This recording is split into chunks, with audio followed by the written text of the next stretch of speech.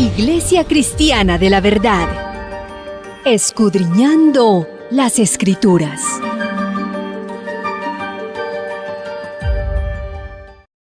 Bueno, gloria a Dios. Entonces vamos a hacer el resumen e iniciamos, amén, porque hay muchos hermanos que no estaban cuando se inició esta enseñanza. Y dice en Proverbios 1:1, ¿cierto?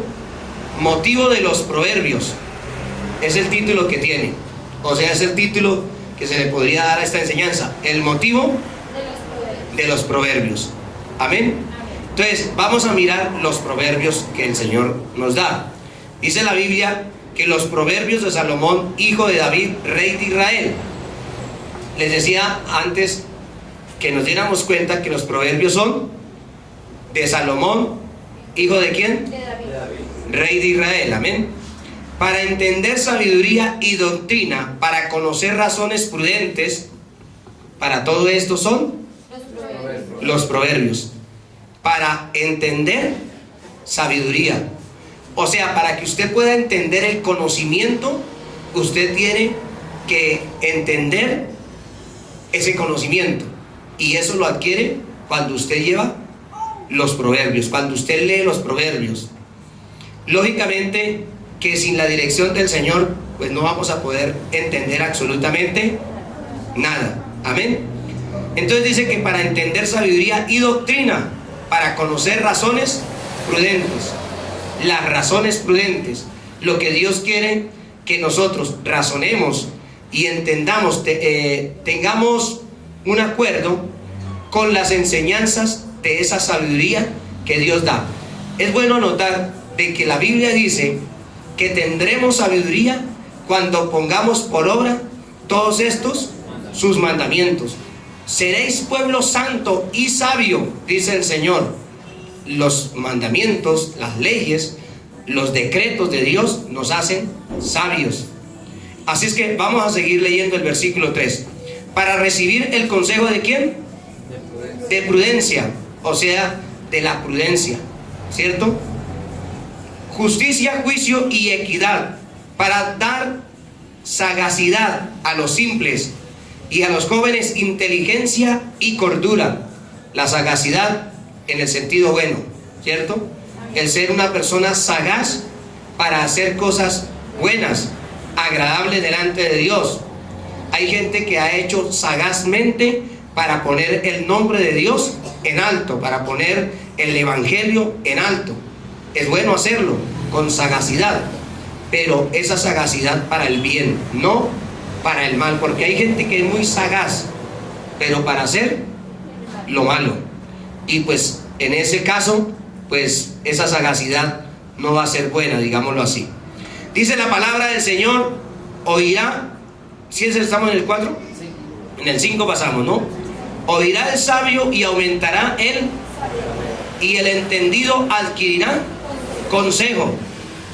Con los proverbios adquirimos consejos. Ahorita decíamos que los proverbios nos dicen que no vayas a... Dice que no salgas de fiador por nadie, porque irán a quitar tu cama debajo de ti. Entonces un consejo, pienso que es muy bueno, muy sabio, ¿cierto? La Biblia nos enseña de la necesidad de guardar los mandamientos de Dios para que seamos benditos, bienaventurados. La palabra ya en el Salmo, en San Mateo capítulo 5, donde nos habla de las bienaventuranzas.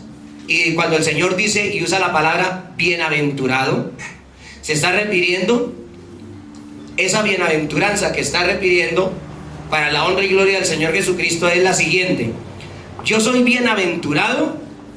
Esto quiere decir que me va a ir ¿qué? Bien. Pero me va a ir bien ¿por qué?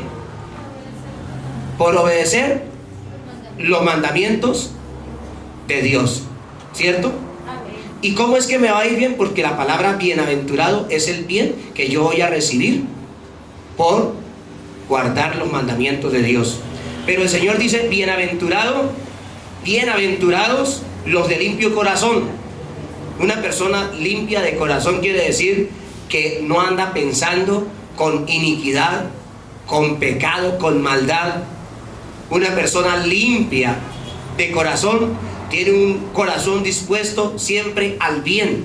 Y cuando todo es para hacer el bien, eso se llama también ser bueno, porque hace un bien a todas las personas que le rodean. Ser bueno, ser benigno, hemos dicho varias veces que es muy importante para poder obtener la salvación, la vida eterna. Amén. Dice en el versículo 6, para entender proverbios y declaración, palabras de sabios y sus dichos profundos. El principio de la sabiduría es el temor. Los insensatos, ¿qué hacen? ¿Y cuál sería esa sabiduría? El no adquirir el conocimiento de los mandamientos de Dios y ponerlos por obra. Y ese temor a Dios es el que nosotros debemos de tomar esos mandamientos y obedecerlos, y ese es el temor a nuestro Dios. Ese es el temor que usted y yo debemos de tener. Cuando usted oye el mandamiento del Señor y lo pone por obra, entonces usted está temiendo a Dios. Usted tiene temor a Dios, tiene respeto a Dios. Usted le teme, usted le respeta. Mire, hermanos, hay mandamientos que hoy en día son difíciles de que se obedezcan o que la gente los obedezca. Le voy a decir el siguiente: la gente no está obedeciendo la obediencia a los hijos a los padres. Efesios 6:1 dice: hijos, obedeced en el Señor a vuestros padres. Pero si usted se da cuenta y si usted se pone a estudiar lo que significa la palabra obediencia a los padres, lo que Dios quiere que usted haga, entonces usted se va a encontrar con esto: que los hijos, el papá le manda a hacer algo y no hacen caso en nada, y se justifican a sí mismos y dicen: es que ahorita no voy a ir porque es que no tengo, porque es que no puedo, porque es que no quiero, etcétera. ¿Qué está haciendo? Está desobedeciendo. La Biblia dice: honra a tu padre y a tu madre. Yo siempre que estoy al pie de mi mamá, aprendo de mi Señor. Un día puse un equipo, y pues no a alto volumen, sino coloqué, puse un CD de canciones cristianas, y mi mamá me dijo: apáguelo. Yo dije, ¿sabe qué pensé en ese momento? Pensé: estas son cosas ya de la persona que ya está de edad. Y yo seguí escuchando el cassette, el CD.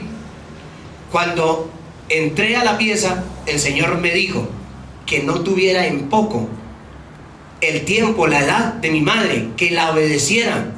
Si ella dice apáguelo, apáguelo. Pero uno se justifica a sí mismo y dice: no, es que ya es una persona ya viejita. Algunos dicen ya es chocha.